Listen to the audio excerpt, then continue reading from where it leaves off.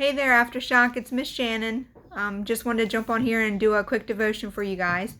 I just wanted to touch base on the 3 words we hear all the time that say, do not fear. I wanted to do this because this past week on Tuesday night, I was unknowingly exposed to COVID-19.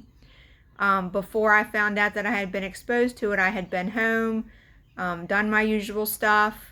And when I got the phone call, I had realized that I had exposed my children as well.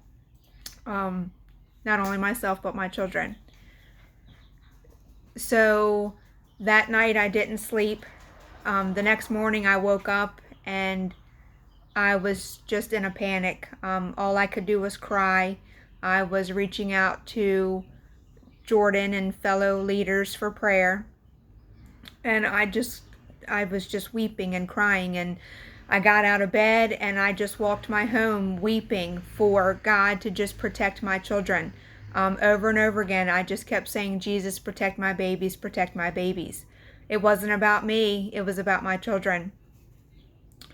And in the middle of my mess and my chaos, I heard a ding on my phone, and Jesus stopped me in my tracks, and he literally just said, stop.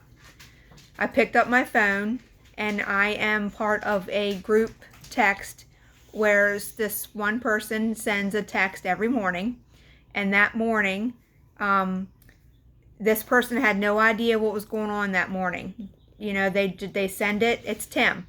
Tim sends a verse every morning to us in a group text.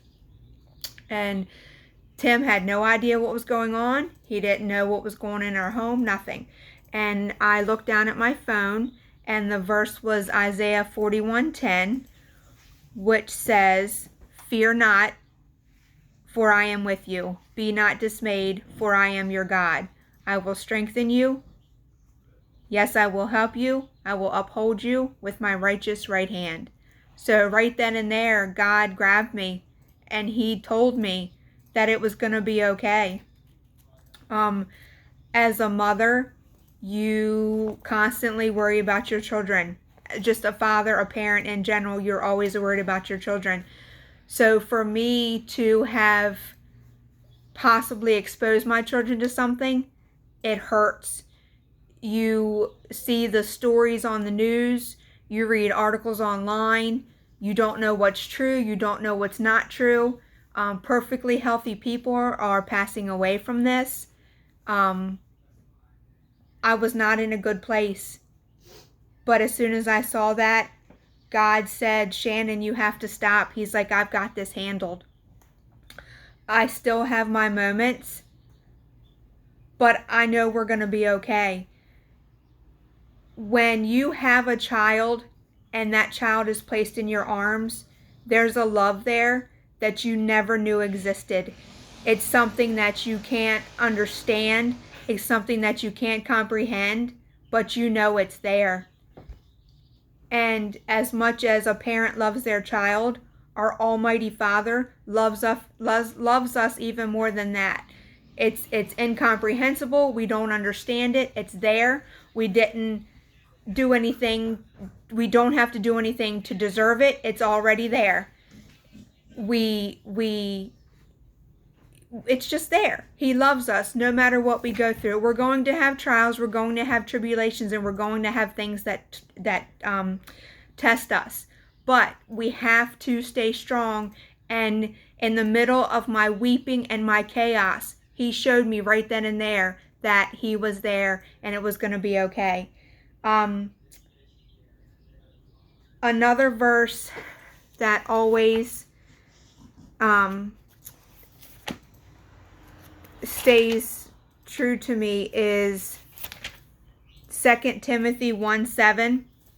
God says in there that he does not give us a spirit of fear, but of sound mind. So, you know, God's going to take something like this and God's going to turn this into something beautiful. This whole situation with us being stuck at home and not being able to do everything that we're used to. He's bringing us back to him. He does not want us to be scared. He just wants us to fall at his feet. He wants us to love him and worship him and we, in our hearts, even in the midst of our chaos, he's telling us that we're going to be okay. Romans 8:28 says, and we know that all things work together for good to those who love God. And I know the leaders and the youth of Aftershock love God, and we yearn for them. We see that at church on Saturday mornings. We see that on Sunday night at youth group. Just keep leaning on him. Keep reaching out to him. Keep praying. Even in these times we're going through right now, he's here. He will never leave us. He will never forsake us. And it's going to be okay. Yesterday was the first day that I was walking around my home, and I started cleaning and doing things, and I realized I could really use some fresh flowers on my table, like something to just brighten it up and make the house happy. And a little while later, I got a phone call telling me to open my front door. So I go and I open my front door, and sitting on my front steps are a bag full of snacks for the kids and a beautiful bouquet of flowers. So God heard me. Even something that I just thought of, cleaning my house, how I wanted fresh flowers, and there they were. So keep praying, keep pushing on. We're going to get through this.